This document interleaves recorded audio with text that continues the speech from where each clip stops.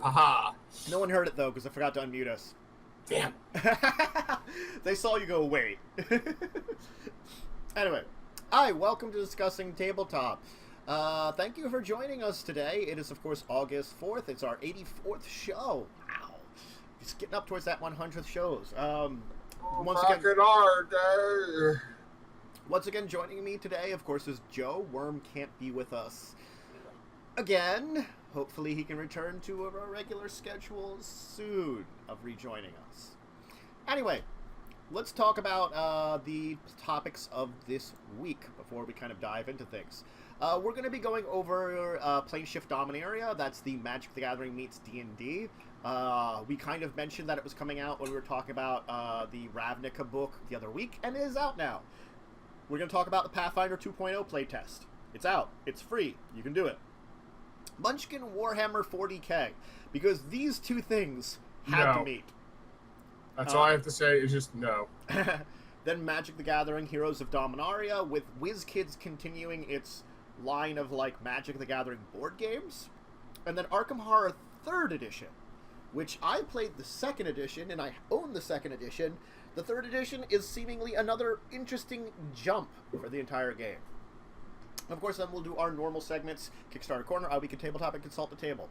So, why don't we dive into it, though, of course, as me and Joe are here. And let's talk about Planeshift Dominaria. So, it's another Planeshift, which is the easiest way to describe it to begin with. The Planeshifts are world settings, and sometimes races you can play. I think sometimes archetypes, other various things that combine together to form a basic content of, hey, I can play Magic in this world. And of course, with Dominaria, it's 24 pages, and there's a lot to kind of digest with the entire thing, though. Because Dominaria has such a rich history. And I think that's one of those things that make it hard to nail down with just this. But, you know, they kind of are. So it's interesting that they're looking towards this modern version of Dominaria that we sort of established with the Magic set that just came out. Yeah. Which is a fine thing to do, because it's sort of like, with their timelines, that's where they're aiming. And I'm guessing you can use some of this information to look towards older versions also. But is it necessary? Is it perfect? No, that's what I'll say. Is it perfect?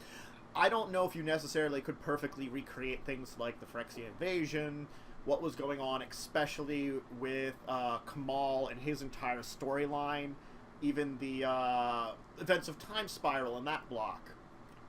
Those would still be a little difficult because you're not given as much information. Granted, you are getting some good information for what they're providing, and some interesting bits of information. Because they do provide a basic Dominaria map.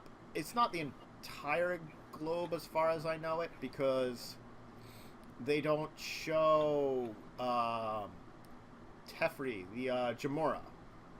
Yeah, I don't see Jamora on the island that they provide, or the map they provide with, but it is like only part of the map. They do introduce the Aven race, which is kind of neat, a flying race, so that's kind of cool. And most of the other stuff they talk about just tends to be various groups. Benalia, Sarah's group, the Tolarian Academy, if you want to be a wizard from there, which is kind of neat. The Merfolk, which they don't even talk about playing a Merfolk, because they are the fishtail type Merfolk, rather than like on Zendikar, where they actually have feet, and they're more fish people. They're more traditional Merfolk in Dominaria. They give you the Homerids. They're just kind of weird as a monster. And, of course, the Cabal for, you know, your black evil, and the Keldons, which are kind of the Homerids are crab people. They are crab people. Well, they do introduce the Keldon version of humanity, which is kind of interesting because they have their own unique versions of things. It's kind of cool. Although again, the artwork is amazing, but I think the best picture, just because it looks so funny, is there's a cat with blue flying wings jumping out of an airship. That's Tolarian Academy for you. But just the look on the cat's face, like, oh my god, what's going on? No, that the look on its face is this going after the bird. It's like, bird! It is desperate to get that bird. And the guy's like, no, come back! The spell might not last! Yeah. I do like how they introduce villain ideas for all these kind of factions and kind of things like that. Sites, quests. They make it that you could use a very good connection. You could build adventures around these individually. Which is kind of neat. Like, you could do a Tolarian Academy alone quest and have, like, all these different things. Or ones that are involved with the Vidalian merfolk, even though you're not directly a member of them. I mean, the Cabal villains are kind of easy, though, I feel like, they're kind of villainous in and of itself. Yeah. But I don't know, like... I guess, because they do kind of give more that they are a villain, they don't really talk about playing as a member of it, which is probably for the best. The Keldons would be kind of cool to play, though, I think, just because of their unique kind of racial kind of setup as humans. Yeah.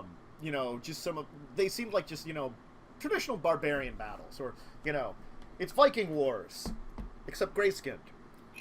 Viking Wars. I don't know why I did that. Because why not? It's fine.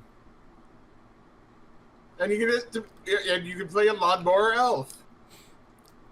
You can play a lawnmower elf. I mean lawnmower elf. I mean lawnmower elf. Excuse me, sir. Would you like your lawn cut? God.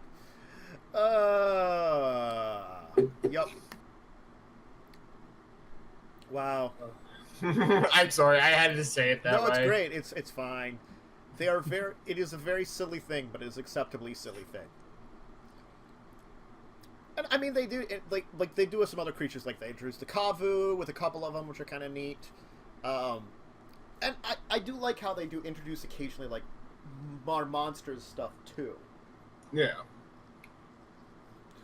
I feel like it's not enough. Is that the best way to say it? It looks like they're trying to give enough for like mini adventures. Yeah, because I guess with the success of Ravnica, we might see actually more books like this, because we haven't seen Ravnica, but it's coming out in a time period. I think we talked about this before, that the new Ravnica block is coming out, right, which kind of translates into, oh, we're not going to put out a Planeshift Ravnica, we're doing this instead. Okay, great. I would like more books like that, because then there's, like, I feel like with the rich history and nations of Dominaria, you can't quite grab it with just this amount of pages.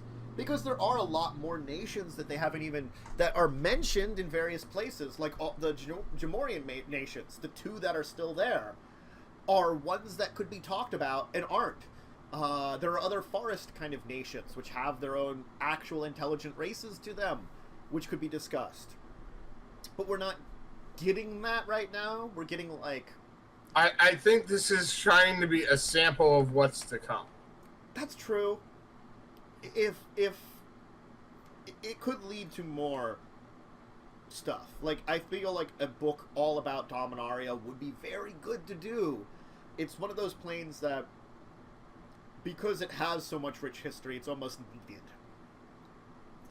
I think this is an attempt to kind of let people know, hey, this is the direction we're going with this, and see what the reaction is. Mm-hmm.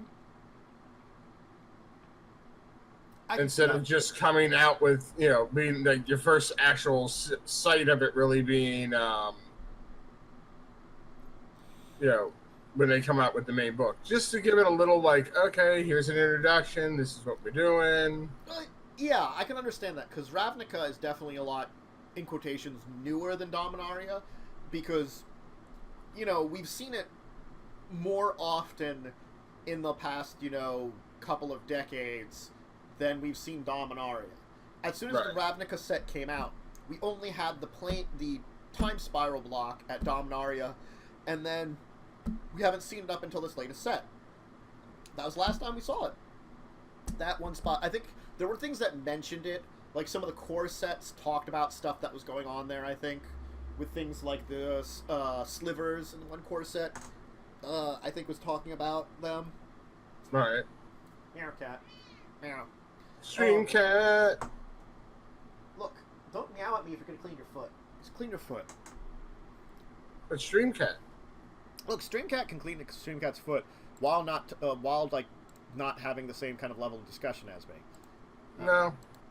He wants to talk about foot cleaning and techniques. Thank you. It's a she.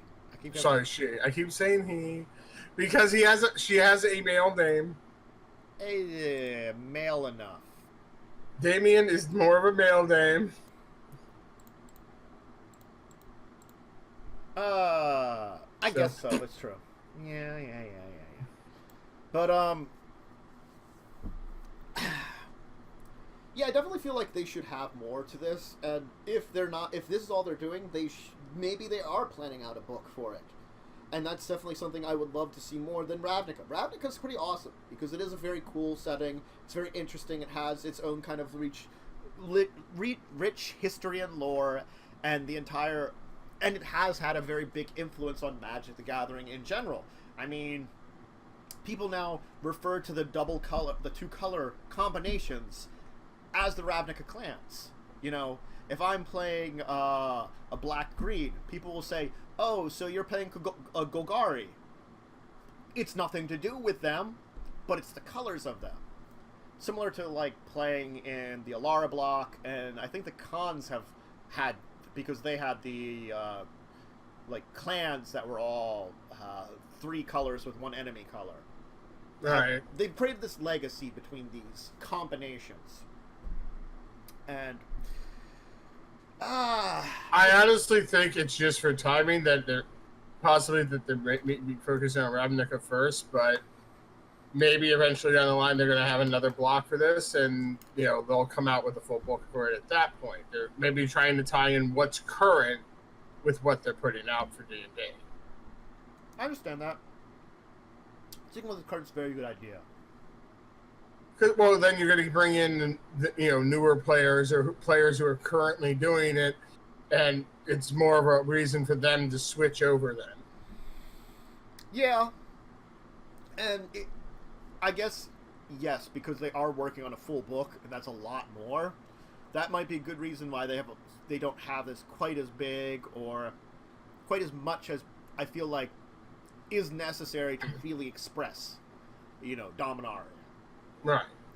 But it's still a really good job, and it does do a very good thing. It's if you want to have some adventures in the storylines of Dominaria that the set Dominaria, kind of told, you can. This leads to that pretty well. And yeah, it's really cool. Yeah.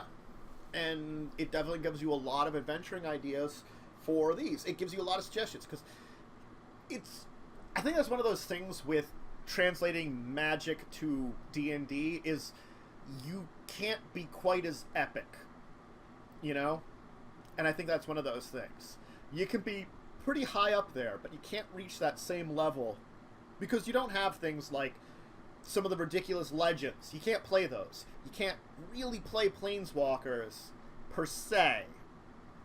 Well, you could go up against one. That's true. I think you could theoretically kind of play Planeswalkers, but one of the books might have talked about being one, or one of the releases I think, to talk a little bit about playing one. But I'm pretty sure that they kind of steer you away from having your players do that, because it automatically kind of gives you this big power advantage, you know? Yeah. So well, I'm known throughout the entire land for doing this, and I can do all these things. Yeah. So, sticking to a point where you're, depending on what direction you're going to, like starting level, you could either be like existing legends or build yourself up to being legends. Maybe you're Joe Schmo, Benelish soldier that, you know, after some adventuring becomes Joe, hero of Benalia, you know? I am Joe Schmo, hero of Benalia. Oh, what? Why is your last name Schmo? Because it always was. I'm changing it. I'm now famous. I'm going to change my last name from Schmo. It's a horrible, horrible name. No one remembers your last name, though. You could just be Joe, hero of Benalia. What about the other Joe who's a hero? Not as legendary. Okay. I think John Jacob Jingleheimer Schmidt. Now that's a legendary name. Because his name was your name, too. Yes.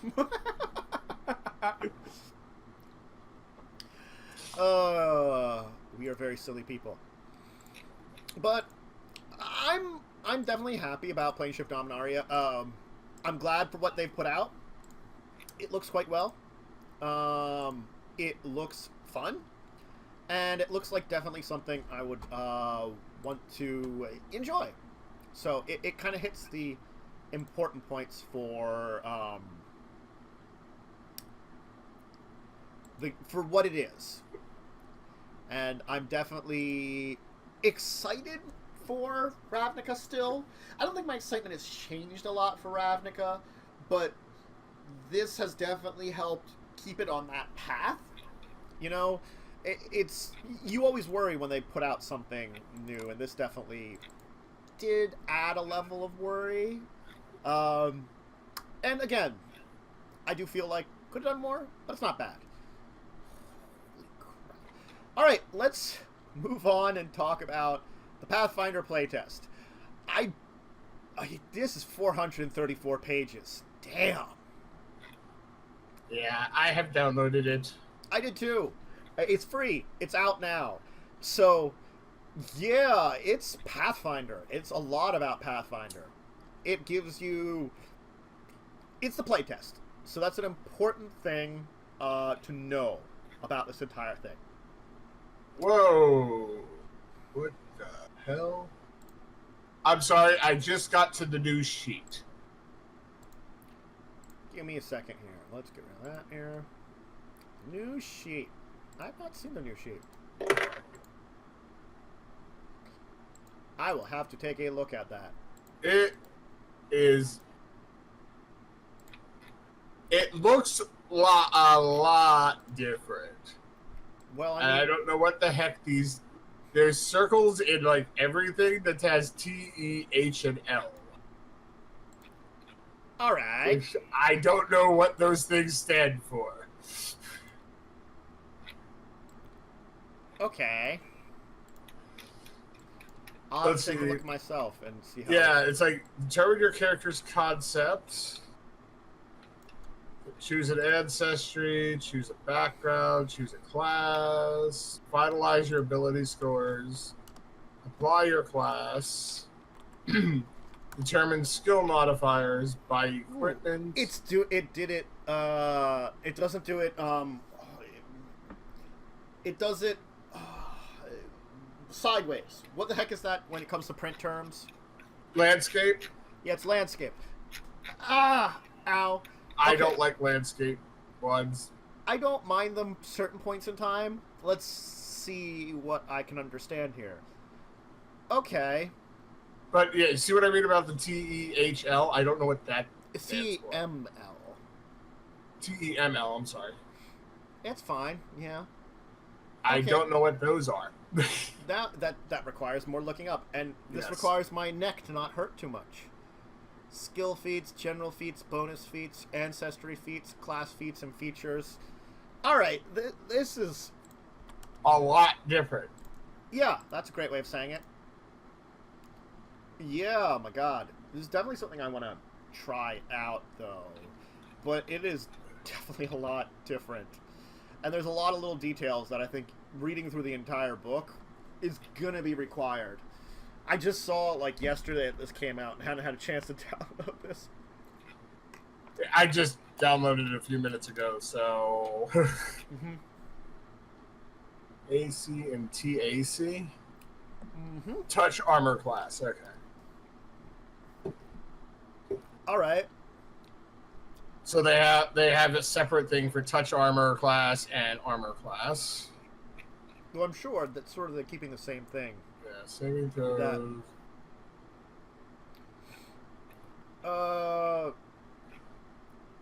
Alright.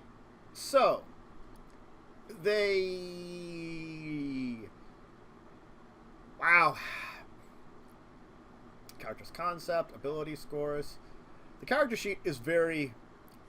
It's different but similar. Like, I can still see a lot of things the same. Yeah, there's a lot that's the same, but there's a lot that's different. Yeah, they definitely have some kind of interesting changes.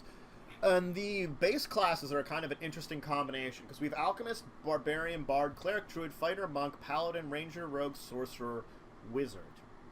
So, if I'm recalling from the original Pathfinder, because I have to now, in order to make this proper assessment, is that just Alchemist that's different? Might be. I'm also looking at if you rolling versus assigned scores, and their assigned scores are 17, 14, 13, 11, 9, 9. So that's a bit different too. Yeah. Okay, yeah. So the classes, the only difference between the classes is, well, they have certainly a different... Okay, so half-elf and half-orc are through human. So it's human, but you get an ancestry feat. And then it's dwarf, elf, gnome, goblin, halfling, which is slightly different from the base races, because that adds goblin as just a base race. I guess it was popular enough from Pathfinder, which I can understand, and they added alchemist to the base classes. Oh, base speed's different too. Okay, Most of them are 25 feet. Oh, the TEML. That's Yes. Trained, Expert, Master, and Legendary. Oh, okay. Yeah, okay. Which I remember they was talking about, but now I understand a little bit more. Wow. Yeah, this looks I mean, just scrolling through the book, it looks a lot different. They're automatically using hero points, too. Yeah, I saw that. Which, actually, I kind of like that, too. Hero points were always something that I didn't use enough of, but I always thought they were kind of cool when we did use them. Yeah. You can get also Renaissance points. Man, there's a lot to this, and I think probably just play testing it would be the best way to get a lot of information about this entire thing. May I make a suggestion to you, and I know this is live. Yeah. Maybe we could try a one-shot on a Sunday at some point. Possibly.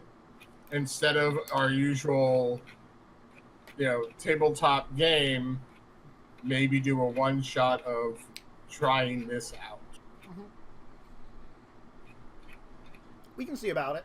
Yeah, I figured I'd make the suggestion while it popped in my head. Yeah. I definitely have to look into what adventure to run to. Yeah. I'm sure that there's probably a base adventure in there, assuming. It didn't look like it. That's the thing I have to say about it. It didn't look like That's it had a base. surprising. It looked like it was just playtest material. But the thing is, what I could probably do is very easily... well, let me actually take a look. They have a treasure. They have a game mastery section, playing the game. Traits, glossary, No, they don't really have a... Oh, yeah. That really surprises me, because you'd think with a playtest book, they would give you a base adventure to playtest. I mean, I could see it, but I could also see them, like, just providing the basic materials. Yeah, and I kind of feel like what the entire thing is with this level of basic materials is they're more expecting you to run your own because it's what you do for Pathfinder. Like, for me... Right. But see, but to be on the opposite side there for a second, Matt, to play a little devil's advocate. Yeah. They did have playtest adventures for Starfinder. That we saw at Gen Con. And then... it was originally Gen Con, and then it was also at PAX Unplugged. Yeah. So maybe they'll have something when you go to a convention to try it. But to me, that would be a great thing to add in for people to, check out the system easily, so it's not as hard on the DM to like, oh, we want to try this. Now I have to come up with something. Yeah, but they give enough for you to create your own adventure with like a GMing section normally. Yeah. And I feel like if I'm going to run it, probably what I'll do is I'll just try to adapt one of the like small adventures to Pathfinder 2.0. Yeah. Just kind of call it a day that way. I'll just see if they talk about adapting from Pathfinder to Pathfinder 2.0 in here somewhere.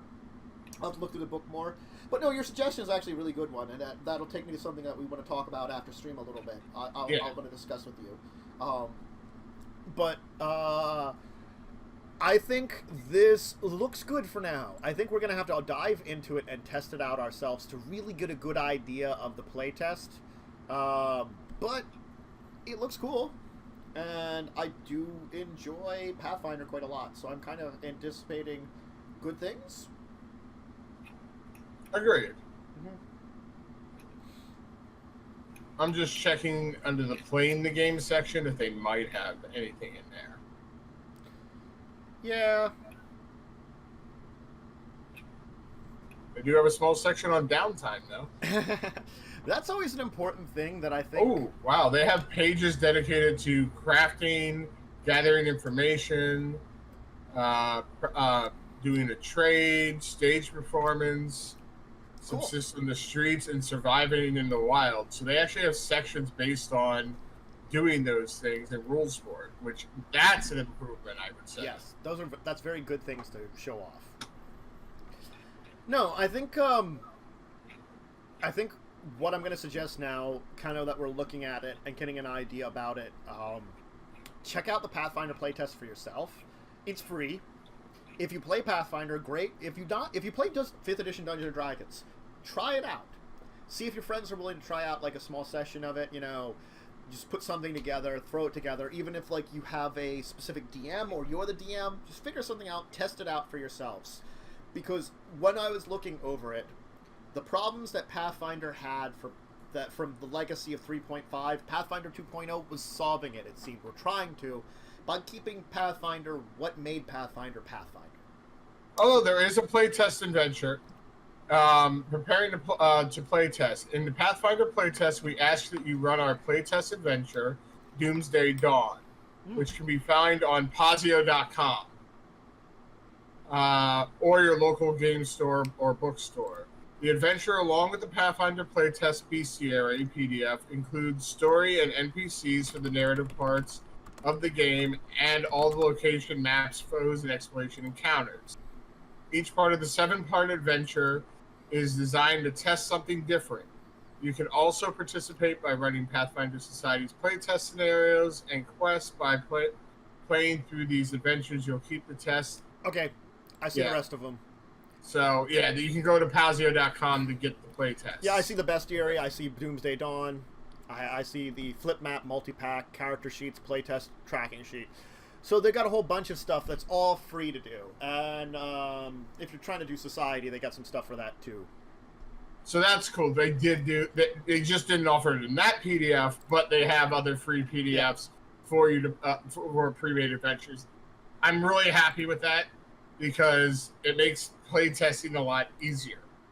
Yes, so we will have to try Doomsday Dawn out at one of these things, so that makes it a lot easier.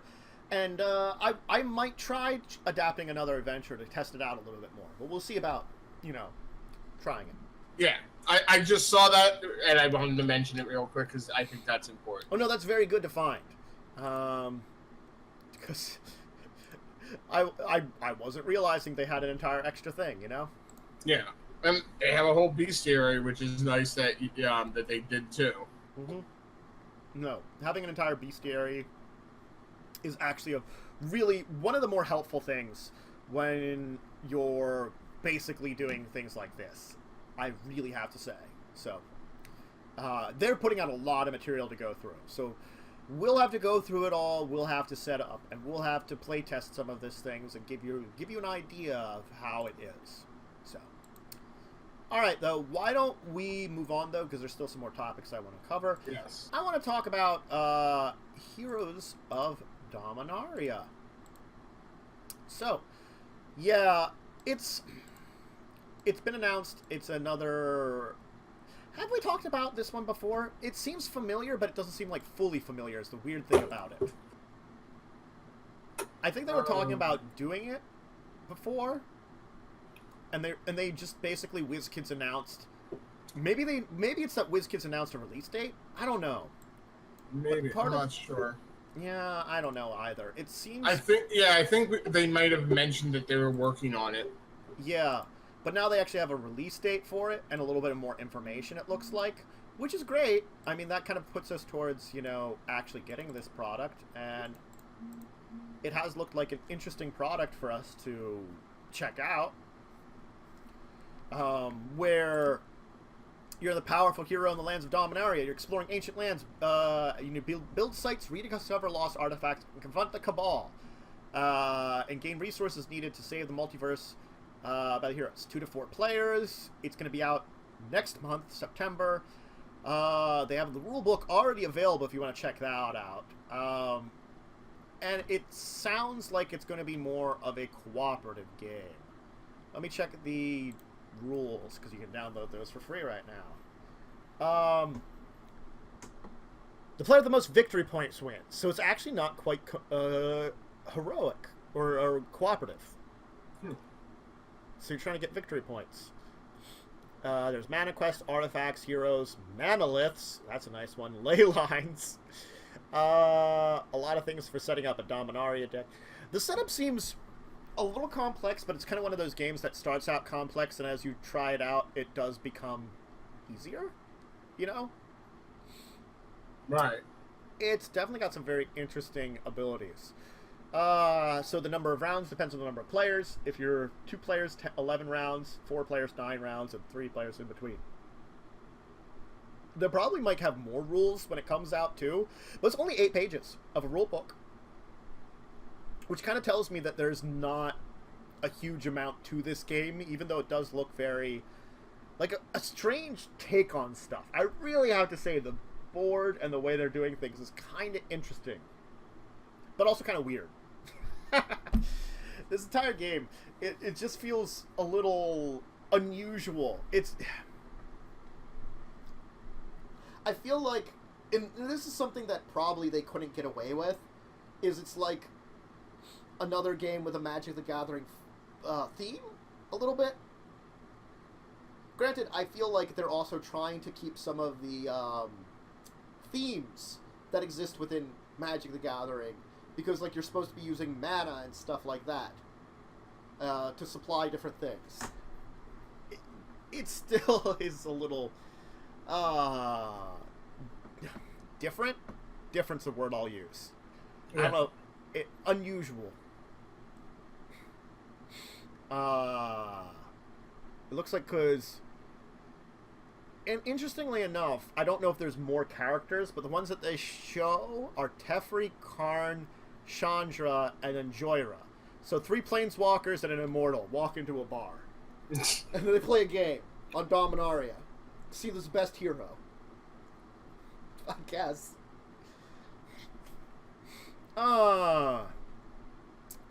I'm definitely interested to see how this game actually plays out. I'm not going to read through all the rules right now, but because it's an early rule book, I'm also a little cautious as to say, you know, this is exactly how things will be, you know, until it's released formally. Granted, it's probably at the printer, so the chances are that it's going to be like this, because usually they have to be printing things out a little ahead of time, don't they? Yeah. But they also don't say when in September, so there might be still a little leeway, you know? They might update something for a second edition or something of the game. Because those seem to come out a lot quicker nowadays, the early editions. Not like something we'll be talking about later, Arkham Horror, which has had editions very far spread apart. But it feels like sometimes board games nowadays just don't have a lot of time in between their editions. So, Heroes of Dominaria, it's a different take on Magic. It's going to be available September, so that's cool. You have anything you want to kind of hit on this one? It looks really interesting. I mean, we tried the one other board game that was based on confusing Magic. That was an older one, and it was a little confusing. It wasn't bad. It was interesting. I agree. It was interesting. We didn't play it very well, but it was interesting. Well, it was one time that we played through, and as we all know, the first time playing through a game can take you a little, while. Or you can make critical mistakes, like we did. Yeah, well. Really, really bad mistakes, but we managed to get through it. Yes. Ley lines, monoliths, and other kind of weird stuff. At least we have a lot of wooden tokens in this game. And hero figures. Adorable little hero meeples. Public quest. Agreed. So, Heroes of Dominaria. It's going to be out in September. Check it out. It seems interesting. And it's... How much are they saying? They're not saying how much it's supposed to be, unless Amazon tells us. Amazon? Ooh, okay. It's interesting price range for Amazon, at least. What is it? 70. Ooh. Is that worth it? I'm not sure. You might want to see you might want to like test it out or see someone play it first. Get an idea if you think it's worth it for you. And that's an important thing about a lot of these board games, because a lot of times with playtests as they are now, that helps you determine if something is for you. Alright, so we're going to talk about something that I felt we needed to talk about because it's stupid. But we need to talk about it. No, we don't. We do, because this is like a new level of stupidity, I think. Munchkin Warhammer 40K. Why are these properties being combined? I can't say. It's a miniatures game combined with Munchkin. Like, okay. The thing is, like, and this, the stupid thing about this is, like, if you told me the Munchkin and Warhammer 40K were doing a crossover, what I would think is, you're doing some kind of miniatures game using Warhammer rules, or like a faction, that's Munchkin based, that's kind of more joking, you know? I want to think an actual, like, Munchkin game that's based around it. Because that's what apparently it is. An actual Munchkin game based all around it. It's... They're like, it's two great games that work together. Why? I don't know. I don't want to know what the impact for Munchkin or for Warhammer would be with Munchkin Warhammer. Now, one of the things that seems to be a hint as to why they're doing it is that the principal Munchkin illustrator and artist, John Korvalek, is an extreme Warhammer 40K fanboy. They say on more than one page. So perhaps because of that, they felt like they really wanted to do something with it, and they got to this point in time. This is not even... They're not even kickstarting this. It's just coming out in 2019. And Munchkin. Okay, so here's I didn't actually know that Munchkin's been out since 2001. Wow, damn, 2001. Wow. And Warhammer's apparently on its 8th edition. I know Warhammer's been out for like ever. Yeah.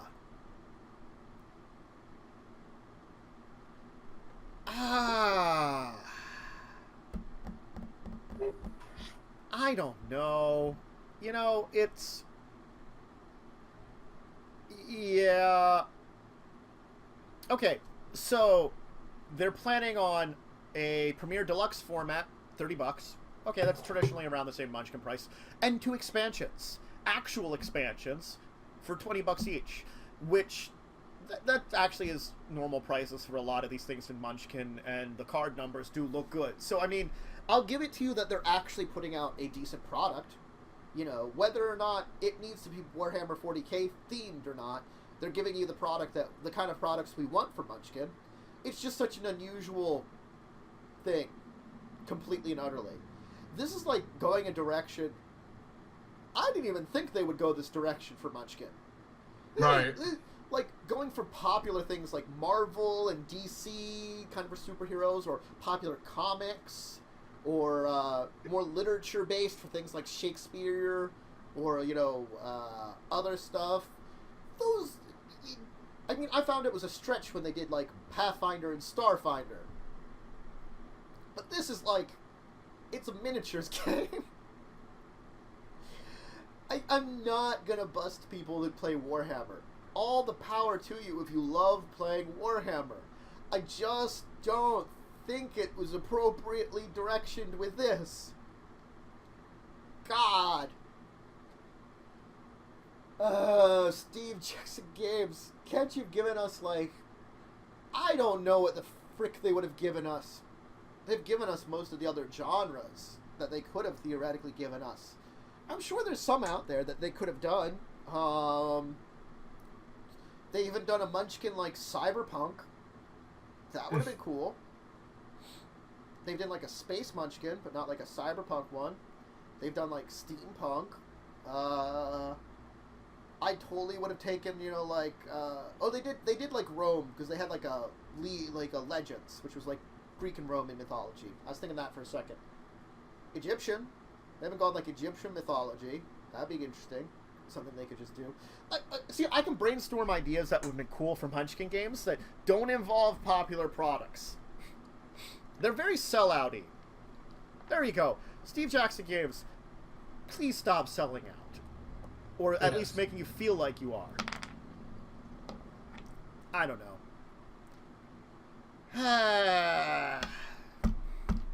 Steve Jackson Games. This is just... I don't know why. That's a really good way of putting it. We don't know why they do these things. They just do. Anyway.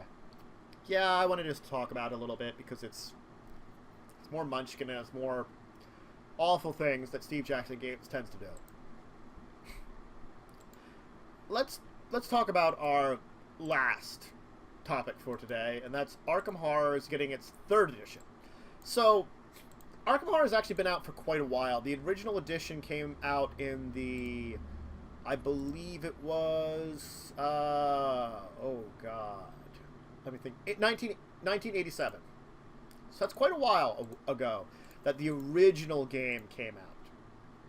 Since then, of course, it had its 2nd edition, which came out over a decade later. I'm not sure when 2nd edition came out exactly, but I got it, and, you know, I've enjoyed playing 2nd edition Arkham Horror.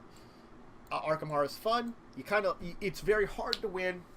I enjoyed all the expansions that it put out for it, but they're getting a 3rd edition, which is updating the game yet again, and the box here does not give, you know, essence to the updates they're having. Right. God, they really do have Wendy Adams, the urchin. They might have already had Wendy Adams, the urchin, before. I But still, Wendy Adams. I know what you're thinking about, and maybe that's why, you know, they were able to do it. They've always done it, you know, kind of thing, as that kind of hint.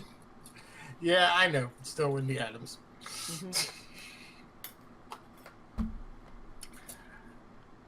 The board setup is definitely different. Very true. It's districts with roads connecting them that create kind of like weird grid. It's modular, so that means when you set it up, you can have different city designs every time, which is something that I don't think is necessarily a bad thing. Giving it a modular kind of experience when it comes to the actual board setup makes it a lot more organic. That maybe, you know, this setup might be, especially if it's kind of a random setup for it, that's kind of interesting. Yeah. Yeah. It does look like they've improved some of, like, the card setup things and things like that. And, you know, like, the monsters used to be on tiny tokens. Now they actually have, like, cards that I can read. I mean, that's kind of good. There used to be just, like, tiny tokens with symbols on them that you'd be like, there might still be tiny tokens with symbols at them, but if we have a card to the side that I could be like, oh, this is what this is. I can understand it. Right. That's actually really good.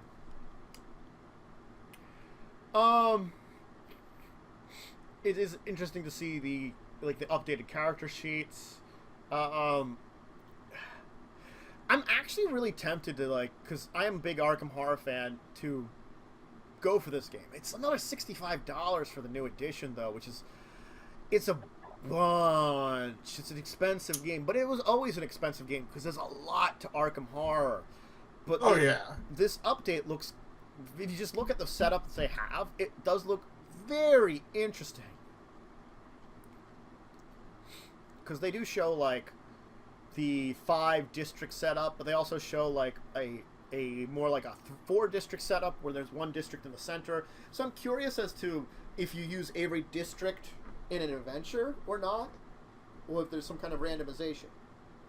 Well, what kind of randomizations are there exactly? Right.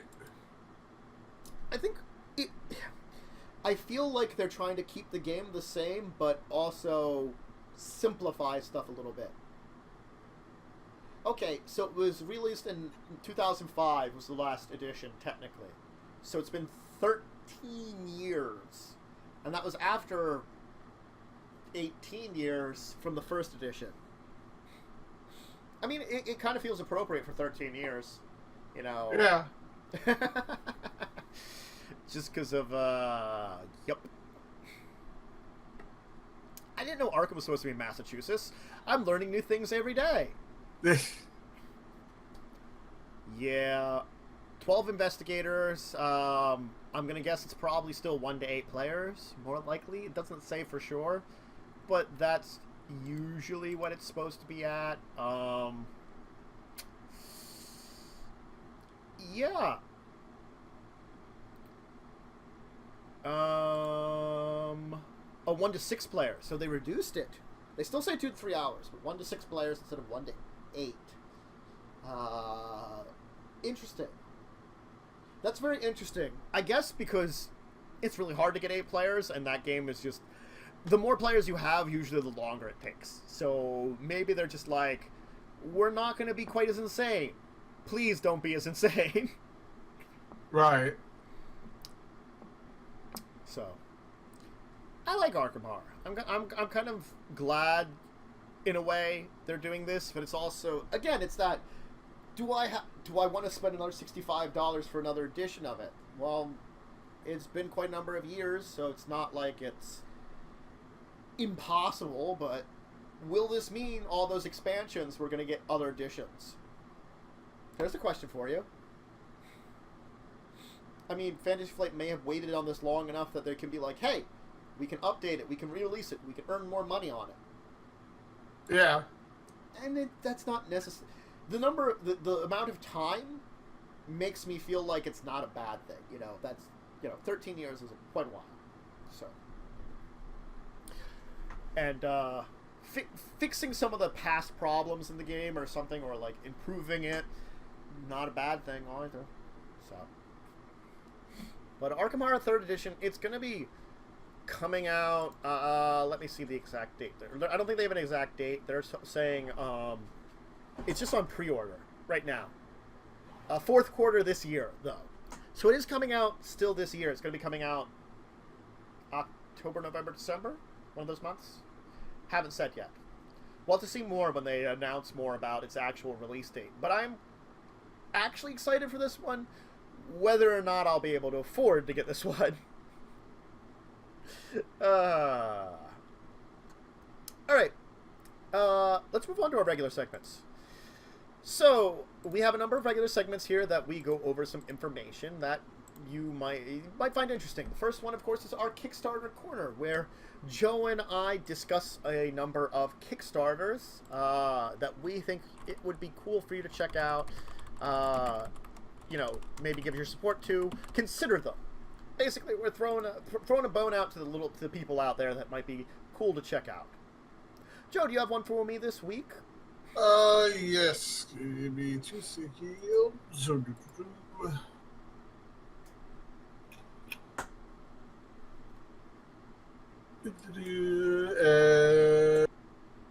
Paste. So I have Woodfall, a mini hex crawl setting. Ooh.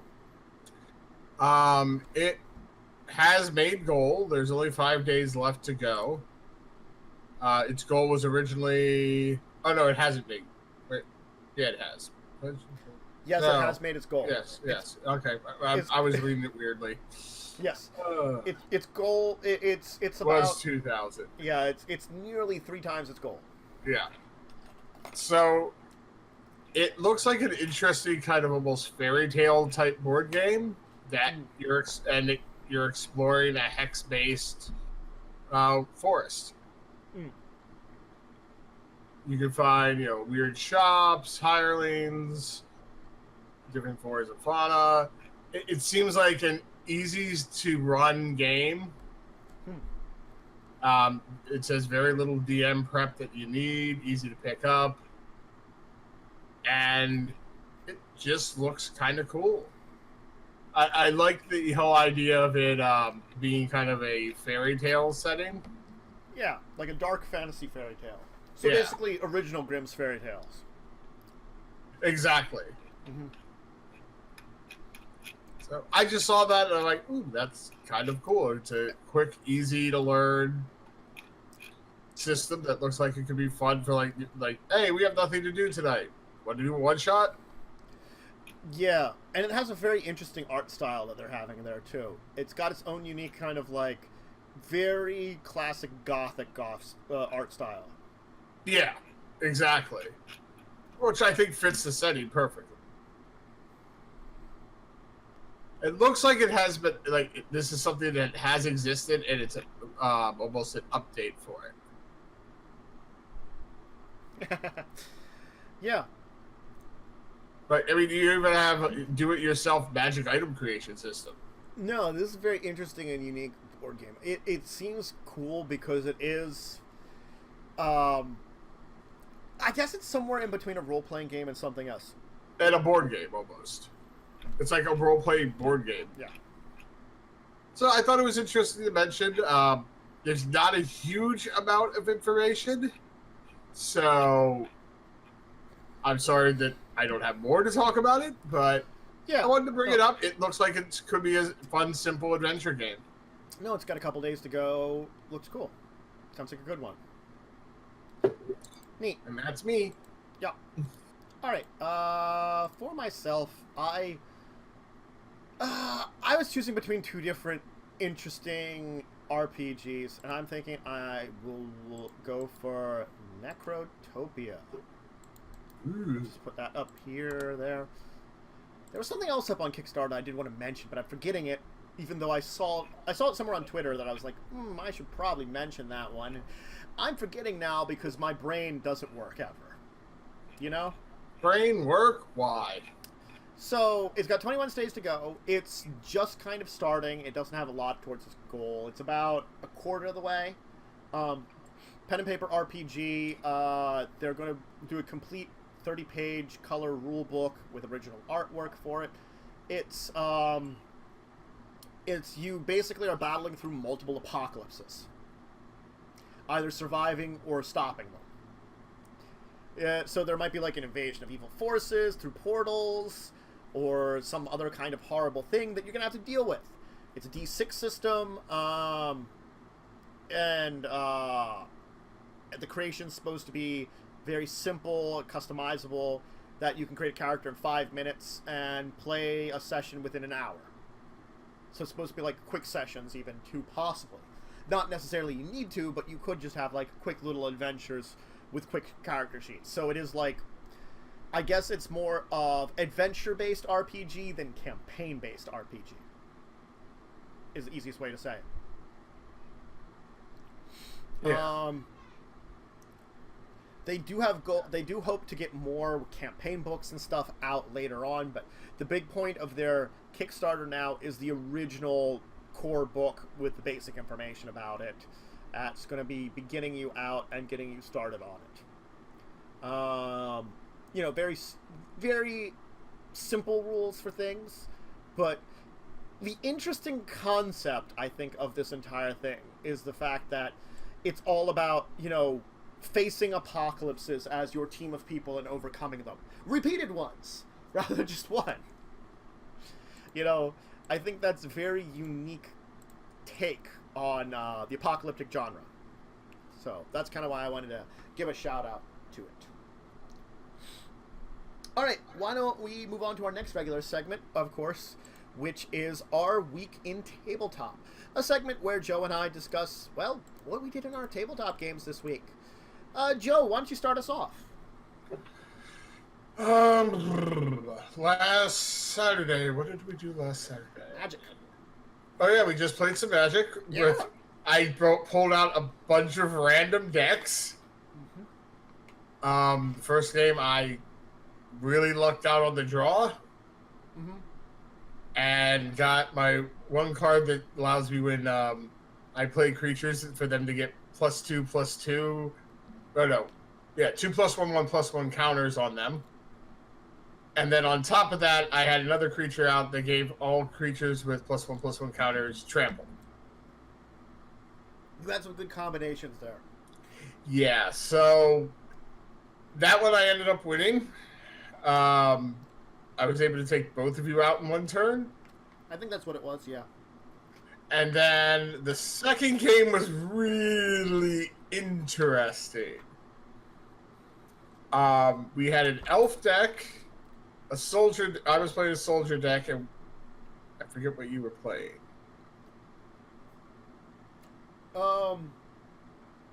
You remember? Yes, the Celsnia from Return to Ravnica, whatever their ability is, the copies of tokens. Yes. Oh yes. You were able to make massive tokens. I was doing okay at it, but like when I think you may have only the one growing ranks, and when that went away, that kind of screwed me a little bit. And also, yeah, I messed up the one time because I used the fog when I didn't need to, because I could have stopped an attack Colin made on me and kept the fog. Yeah, and I unfortunately only had 4 mana. Yeah. The entire game. Yeah. So I didn't do badly. No, you didn't. But Colin's elves got out of control. I needed you around a little longer because I would have survived long enough to actually get my 6th mana, because I finally did get a 5th. And with a 6th mana, I had in my hand to a world wipe. Yeah. For creatures, and it would give me, if it was, I forget the name of the card, but if I could create 5 or more soldier tokens with it, and it was a star, I think it was a star or white X. Yeah. I would have been able to wipe the board of creatures and had at least 5 soldier tokens, which would have really hurt Colin. It would have took him a while to build back up, and he already had played a lot of his good creatures. That might have turned it for me. Because I had that module spell, I forgot about it. You know, because it had the option of, you know, destroy or exile a target creature with power of like 5 or greater or something like that. And I'm like, yeah. I was saving it, I forgot about it, and I played it long after I should have. Yeah. But he also had the, what is it? The search for any card. Sentinel Flute. Was it Sentinel Flute? Yeah. No, it's not Sentinel. No, Planar Portal. Planar Portal. He had a Planar Portal out, which was helping him a lot, too, to get cards to buff his elves. Quick, you know, getting good elves that buff each other quickly. God, yeah. He was definitely getting And unfortunately, I had already used, like, the only disenchant I had grabbed on something else. Well, and then another one on something that did need to go, which was his coat of arms. Yes. But yeah, he ended up winning that one. I was able to defend against 1 attack because I had a Holy Day in my hand. So I was able to stop that. I had a bunch of life, but unfortunately his elves were just too big and numerous. His second attack, if I could have made it a 3rd round, I would have had my I forget the one. It has countdown counters that every 3 turns it basically falls. Well, you can't be attacked. So if I could have made chromatic escape, if I would have been able to block the second attack, I would have had a 3rd round to breathe and possibly get that other land and be able to wipe this stuff. I knew that game was in a lot of trouble when I used the wrong combination of cards. As soon as I did that, I'm like, I might be screwed now. And I was then, unfortunately. Because you only had the fog card. There was no others. And then there was Sunday. We played Small World. Yes. Which I started off very strong. Yes, you did. And then made a bad choice on my second grab. I think my last grab was the wrong choice for me. Yeah. Well, I picked those wizards that, you know, if there's someone else nearby, you could easily take them over, but everyone went in decline at the same time. Which kept happening. We all decided to go in decline, like, at the same time. You were very well defended, though, with everyone you took, almost. There was a couple of strategies I could have done that would have been a little better, and I didn't do them, and I think that was one of the things, and so I made a couple of mistakes. Yeah. So. But it was payback because Fallen got to win, and he got screwed over by Dice the week before, so... Star Trek Catan was just so bad. And I mean... It worked out. The thing is, it wasn't like a super victory anyway. It was still relatively even between all of us. It wasn't too bad. Well, you guys trounced me. Yeah. I was at least, I think, 40 points below you. You were like 20. Was it? Okay. Yeah. So, not too bad, but it was still, like, clear that you guys are ahead of me. And then we had Madness of the Land on Thursday. We did. Which was so weird and epic. Yeah. We ran into a Banshee that almost killed us. Yep. Multiple times. Yep. Multiple times took Red down to 0. Yep. He somehow survived because he kept doing really stupid things. He got emotional. It was within character, but... Yes. It was definitely within character, but it was still really dumb stuff, I agree. And somehow we convinced it that she has superpowers. Yeah. That she's not... It's a little girl. Yep.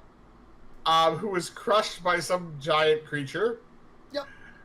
And we now have adopted it. Mm-hmm. and it's living in our town's church, Yep. being taught how to suppress its power. Yep.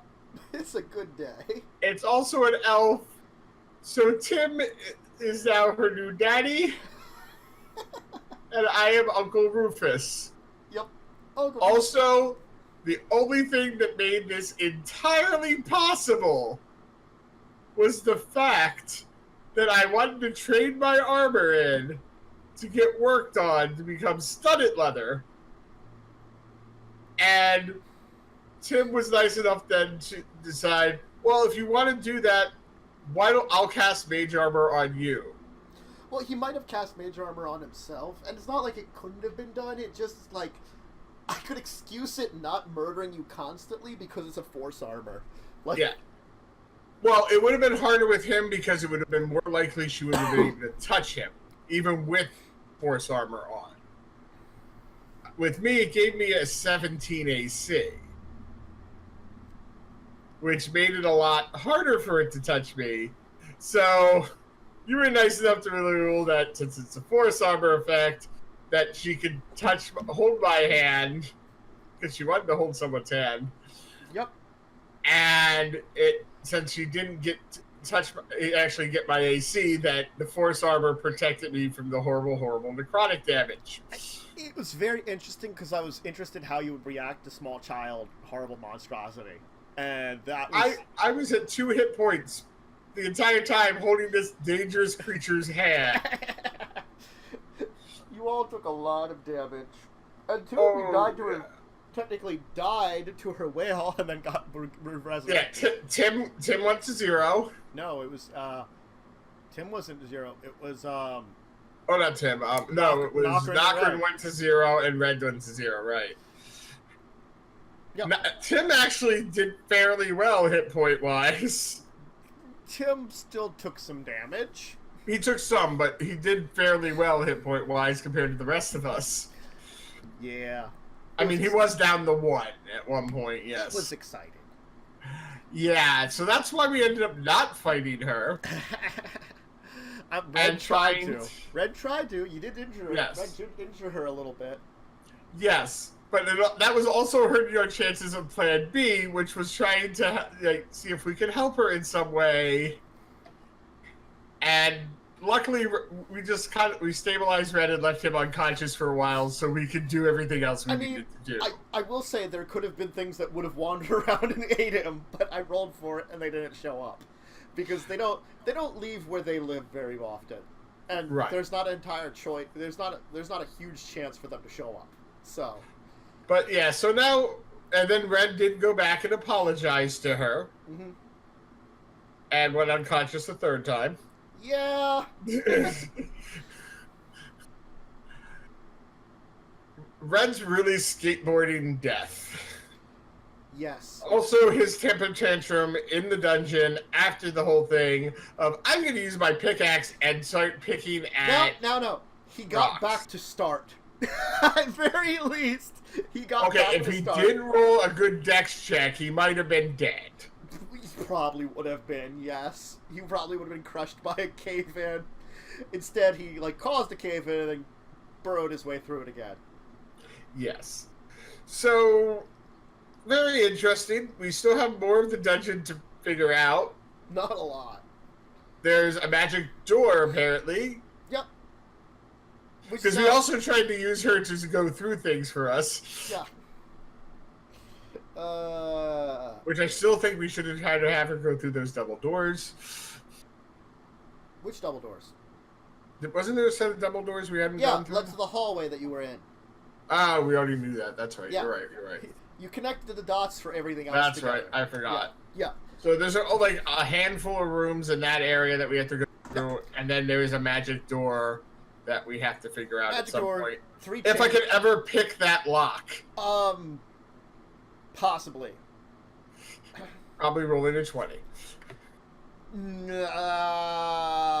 Or close to it. Difficult. We'll say that. Because I think the closest I came to was a 17? And that still didn't do it. So it's a tough door. Very. And unfortunately, no one else is going to be able to get through the rubble like I could. Well, no one can right now because everything collapsed. Yes. We have no other choice but to use that door. Yep. So I have to do it at some point. I'm going to have to, I might just have to sit there and keep going, and hope not to roll a 1 or something and break the lock. Yep. Or wait long enough that we could get some magic putty so I could try to get a key bait. A lot of choices. We'll find out. Yes. There was no Bash of the Land because Worm's off this week, kind of, and that's why he's not with us today. He kind of was taking a week off to himself to relieve stress and stuff because he definitely was letting it get to him at the end of last week, so we'll see how things go with that, and we should be finishing that up next week and starting a Stars Without Numbers game, which will be interesting because they want me to change my name. My character was going to basically be a very terrible pun name, and they want it to be less of a terrible pun name, so I don't know.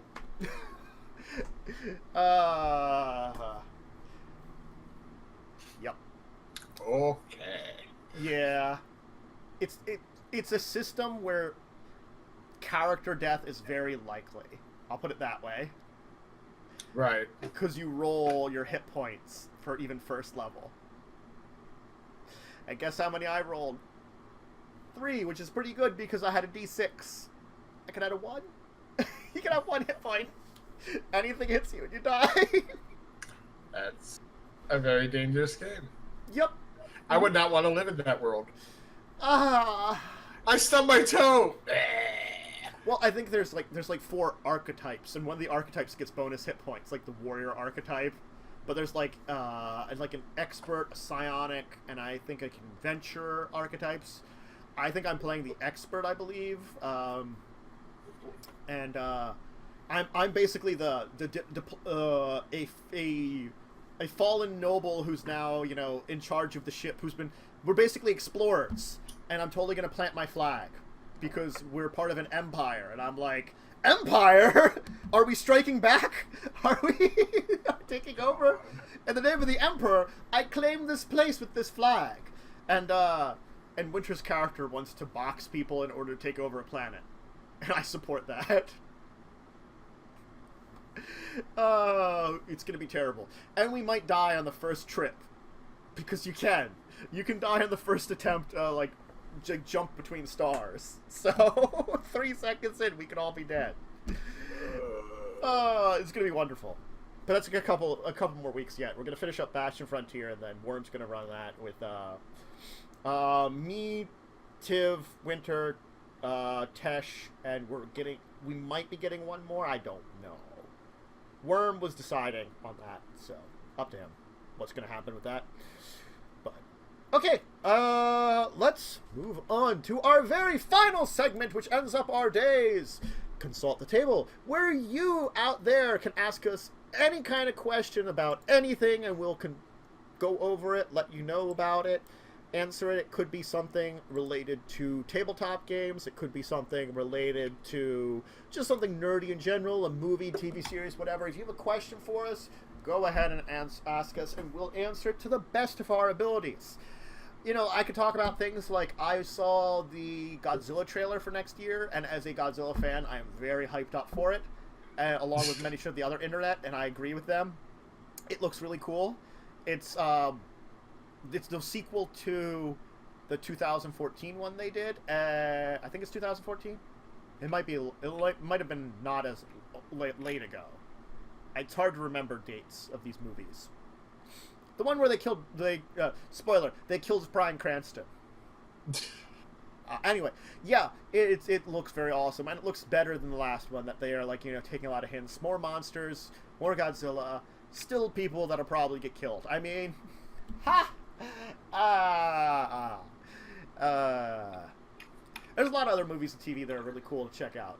Definitely would recommend, and we could talk about them if you want a little bit at the end of the shows here too, or video games, anything. Got a question for us? Go ahead and ask us. You can ask us while you're here live. You can ask us in the description if you're checking this out on YouTube. You can email us at discussingtabletop@yahoo.com, and I'll answer it there. You can check in with my Discord and contact me. Worms Discord, Joe's Worms, or my Twitter. A lot of places you can reach us with any of these questions, and go ahead and ask us. Anyway, I guess that's it for today. So I'll be back tomorrow evening at least. I'm not sure about, I think I'm going to be busy tomorrow morning. I might be back early enough tomorrow afternoon to get a bonus stream in before we do Sundays at the tabletop. We're not going to have a couple of the regulars, so I'm going to see about what's going on with Sundays at the tabletop, you know, and let you guys know on that end also. We're theoretically still having it, but again, I'll try to grab a couple more people and stuff and make sure we have enough for it and let you guys know on Discord and Twitter what's going on there. And then I should be back to a pretty regular schedule by Monday. And of course, Joe, you'll be joining me for Madison Land next week? Yep, and I'll be joining tomorrow night. That's true, you'll be joining tomorrow night. So we'll have a couple good evenings and upcoming. So, and there will be some probable announcements within a couple of weeks now, I'm going to say, of some things that I'm planning. They're being put together now, but in a couple of weeks, we'll probably start throwing them out there to talk about them. So, all right, everyone. Thank you for joining. It's been a fun one, great one, interesting things to talk about. And you can find both of us here, and hopefully Worm, next week, same time, same place, as we continue to discuss all the cool top stuff that's coming out. So, goodbye, everyone. Bye.